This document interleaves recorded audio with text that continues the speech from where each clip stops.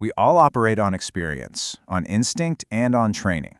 But what if we could back all of that up with hard data from thousands of actual, real-world rescues? Well, that's what we're going to do right now. We're breaking down the numbers to see what they tell us about how to sharpen our mindset, confirm our tactics, and ultimately improve our odds of making the grab. So where's all this info coming from? It's straight from the Firefighter Rescue Survey. This isn't some academic theory. It's a massive project with over 5,000 documented rescues submitted by firefighters for firefighters. It is a direct, unfiltered look at what's really happening on the fireground. Okay, here's our plan of attack. We're going to start with what the data actually says. Then we'll dive into our biggest enemy, the clock. We'll challenge some common ideas about reading a scene, use the numbers to figure out where to look first, see just how much speed matters, and then wrap it all up with how to train for what these numbers are telling us. What we're looking at here is pure, actionable intelligence. Look, this isn't about replacing your street smarts. It's about making them even stronger. This data gives us a statistical reason for why we do what we do. It proves what works and, just as important, it forces us to question what might not. All right, let's get right to it. The one thing that dictates everything else on a rescue operation, the clock. It is our single biggest enemy out there, and this data paints a brutally clear picture of why. So we throw that phrase around all the time, right? Time is life. But what does that really mean in numbers? How much does our speed actually impact a victim's chance of survival? Let's take a look. 76%. This is the number. You got to burn this one into your brain.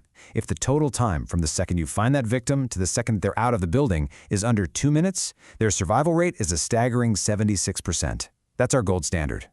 And look how fast that changes. Just double that time, we're talking 4 to 6 minutes, and boom, the survival rate already drops a full 10 points to 66%. We are losing ground, and we're losing it fast. And this is where it gets really sobering. You stretch that rescue out to 10, maybe 15 minutes, survival plummets below 50%. It's basically a coin toss at that point. We've just watched that victim's chances get cut almost in half. When you actually see it plotted out on a graph like this, man, it's just undeniable. That survival curve, it's steep, it's brutal, and it's unforgiving. There's no leveling off. Every single minute we are inside that building, that line is nosediving. This tells us the entire operation, from the moment we're dispatched, is a flat-out race against time. Okay, so we've got that sense of urgency drilled into us. Now let's talk about that initial size up. We pull up on scene, we see heavy fire, and our instincts take over. But are those instincts always right? The data here challenges some of our oldest assumptions. You know the one. We've all heard it, and let's be honest, we've probably all thought it. You pull up, you see fire blowing out of half the building, and that little voice in your head starts saying, this is a recovery, not a rescue. But is that what the data actually shows? The numbers tell a completely different story. Just look at that bar on the far right. Even when more than 75% of the building is involved on arrival, there is still a 37% survival rate. Think about that. The takeaway couldn't be clearer. We can never, ever write off a fire as a recovery from the street. The potential for a viable victim is almost always there. All right, so we're going in. We've decided it's a rescue. But where do we start? We can't be everywhere at once. Well, this data gives us a roadmap. It helps us play the odds to find someone and find them fast. Okay, this right here is a game changer. Almost half, 45% of all victims are found in a bedroom. And listen up, it doesn't matter if it's 2 in the morning or 2 in the afternoon. The bedroom has to be priority number 1 for that primary search. Go where they are. Now, this is a really critical detail, so let's break it down. 83% of the time, yeah, the victim's on the fire floor. That's where we'll most likely find someone. But look at that other number. Victims found on the floor above the fire, they have an incredible 79% survival rate. So what does that tell us? The floor above is where they're most likely to be savable. That makes it an absolutely can't-miss search area. And what about that initial report we get from dispatch? Well, check this out. In almost a third of these rescues, 29%, there was no report of anyone inside. At all. And even crazier, 4% of the time we make a rescue, we were told everyone was out. The lesson here? Search is the default. Always. Okay, let's talk about us, the crews on scene. Because the data shows, without a doubt, that what the first few firefighters through the door do has a massive, outsized impact on the outcome. I mean, just look at these numbers. They speak for themselves.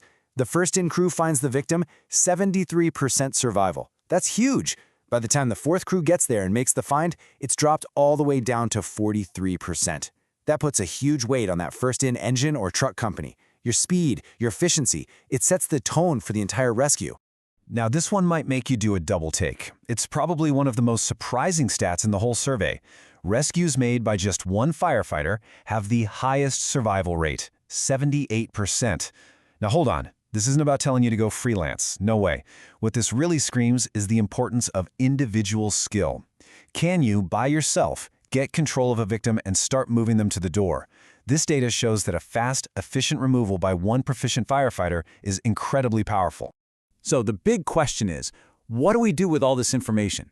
How do we take these stats and turn them into saves? Simple. We train for the numbers. We make this data the why behind every single drill we do. It really all comes down to these 4 pillars, these 4 core truths. Number 1, beat the clock. Urgency is everything. Number 2, search beyond the flames. Don't let what you see from the street fool you. A rescue is almost always on the table. 3, go where they are. Bedrooms and the floor above the fire. Make them your priority. And number 4, own the first-in role. You gotta know that your actions in those first few minutes mean the most. You know, at the end of the day, that's really the core message here. This data isn't here to invent some crazy new tactic. It's here to prove that the aggressive, back-to-basics firefighting we've always valued is what works. It's the hard proof behind our most fundamental mission. So think about this. Every single time you're on the training ground, every time you throw a ladder for Vs, every time you practice a victim drag, every time you stretch that first line with a sense of purpose, you are directly affecting these numbers. That sweat and effort, it has a direct, provable impact on whether someone lives or dies. So I'm going to leave you with this one question to chew on. The next time the tones drop, you're pulling on your gear, you're stepping on that rig, and you're rolling out the door. How is this data, these numbers, going to change your first 5 minutes on scene?